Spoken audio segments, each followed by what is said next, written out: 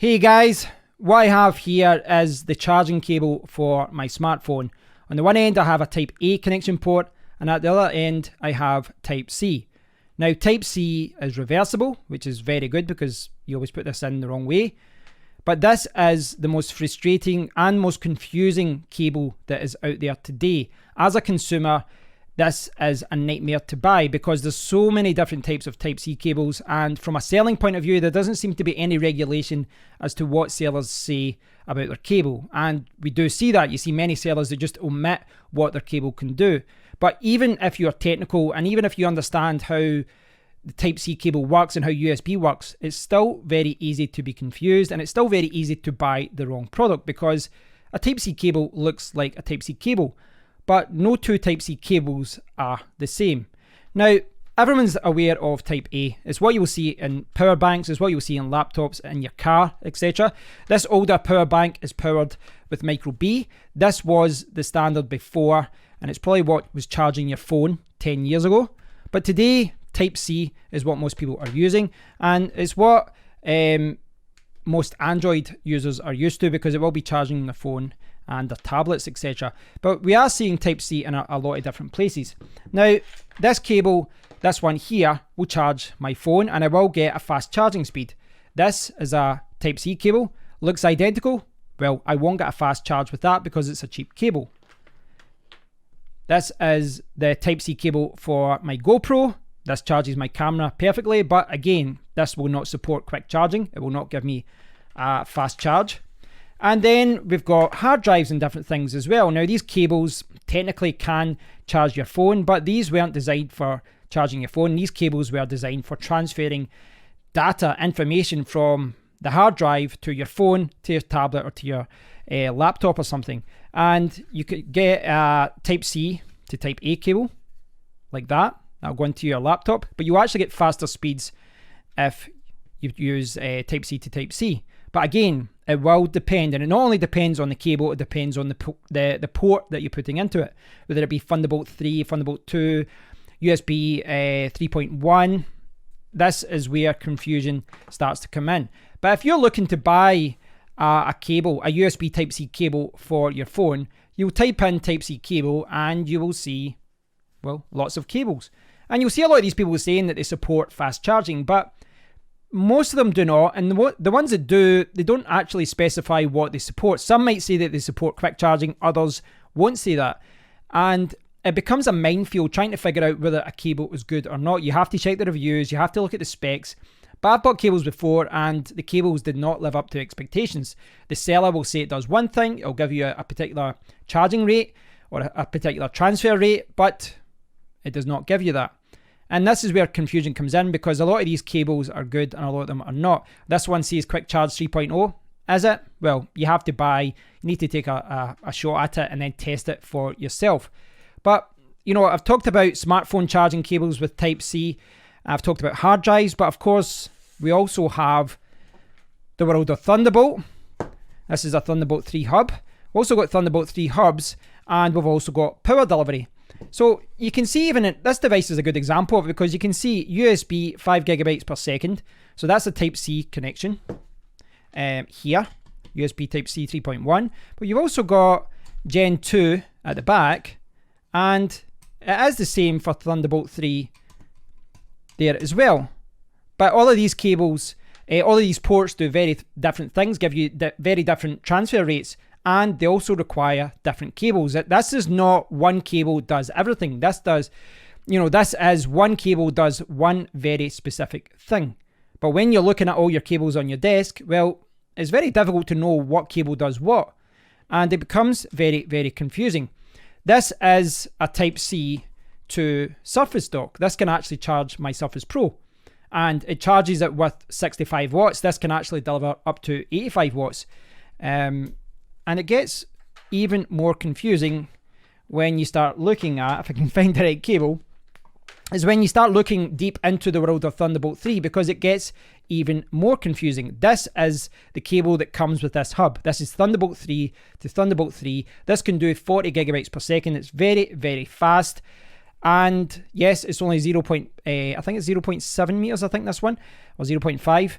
Very short cable, but this can deliver not only power, but transfer a lot of data. But in Thunderbolt 3, if you go over 0.5 meters, you have to change from a passive to an active connection, and you need to buy one that is active. And this is the one that I bought, and this, I will say right now, this is not cheap.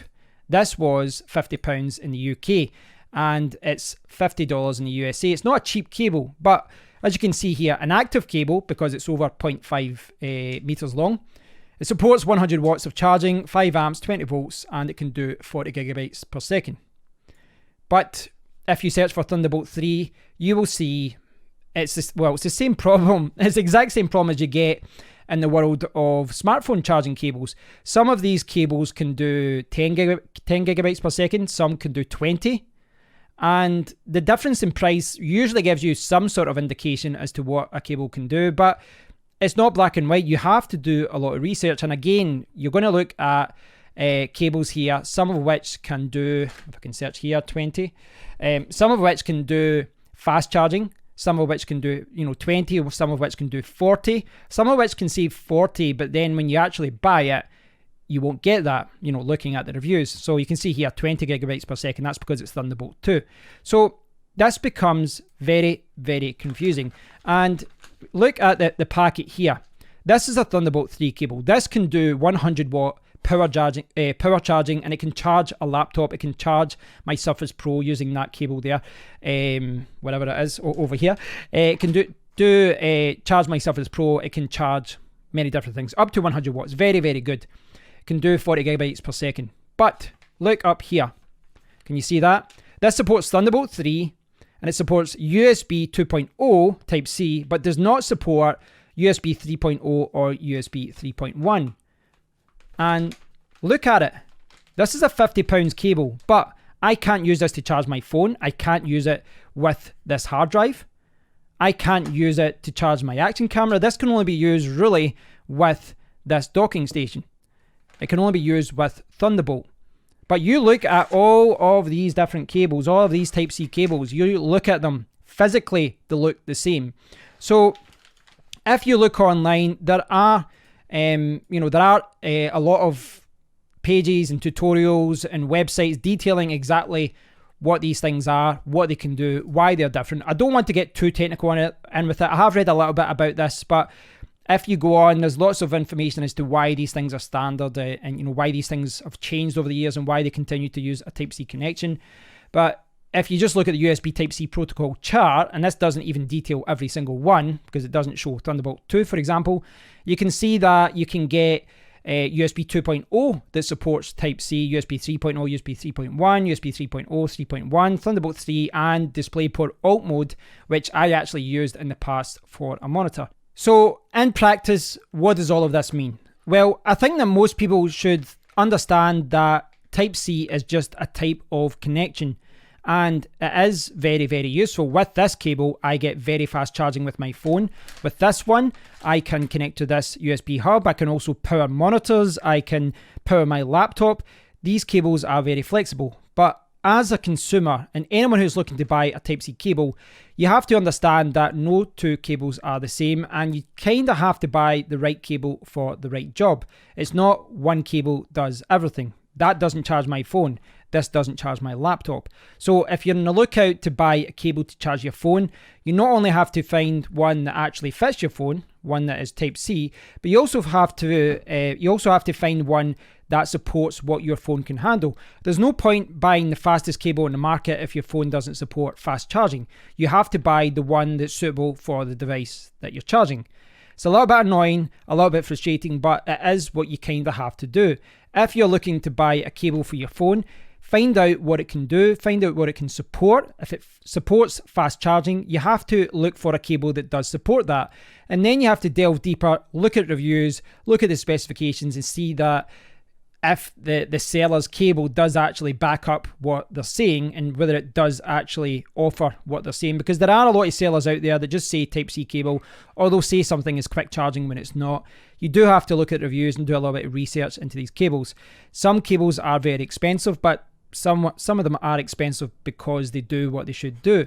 But again, remember that none of these cables are the same. If you're looking for a Type-C cable to transfer files from a hard drive to your computer, you might be looking at a different cable. And you have to work around the limitations of your own laptop, whether your computer supports USB 3.0, 3.1, 3.1 Gen 2, or whether it has a Thunderbolt 2 or Thunderbolt 3 connection. You have to look into all of this. And yes, you can use GoPro charging cables on other devices, but cables like this are designed for a specific purpose. This is used for the GoPro. Then you've got cheapo cables out there. And again, it's the same with the world of Thunderbolt. Some Thunderbolt cables do not support fast charging. Some of them do support power delivery, what they call power delivery.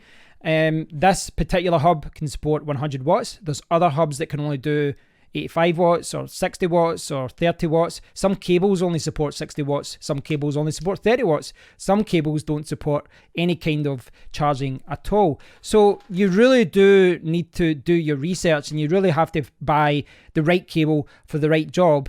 And it's not just the cable, it's the right cable and it's for the right device. And sometimes it's frustrating because you would think that this would also double as a smartphone charging cable when it does not.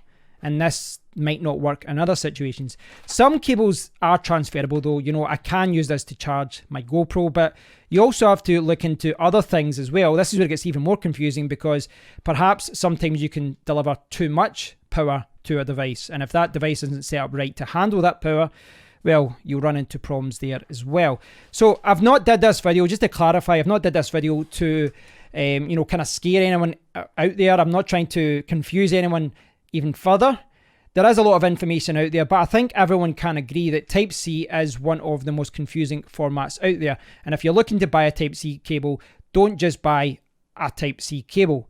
Buy the right Type-C cable for what you want, whether it be charging your phone, charging your tablet, charging a Nintendo Switch, charging your laptop, transferring data, whatever you're doing, make sure you look at buying the right cable. And if the cables are generic and you're not sure what to do, add a label, add a note, or put it in a bag with a note so that you know what each one is for. Most of my cables I can kind of figure out what they're for. I can see that one's for the GoPro, etc. But when you get a large collection of cables, it does get a little bit confusing.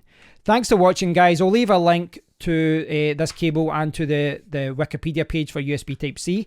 I didn't want to get too technical in this, firstly because I've only got a kind of basic understanding of USB Type-C and the technical element of it all, as far as why it's all different and the power connections and all that. You can delve deep into that world if you want, but really my understanding of this and the way that I look at all this is, from a consumer point of view. I love Type-C, I love, the standard, but my God, this is the most confusing thing out there. Thanks for watching, guys. I'd love to hear your thoughts on this, so please do leave a comment below, and until next time, take care.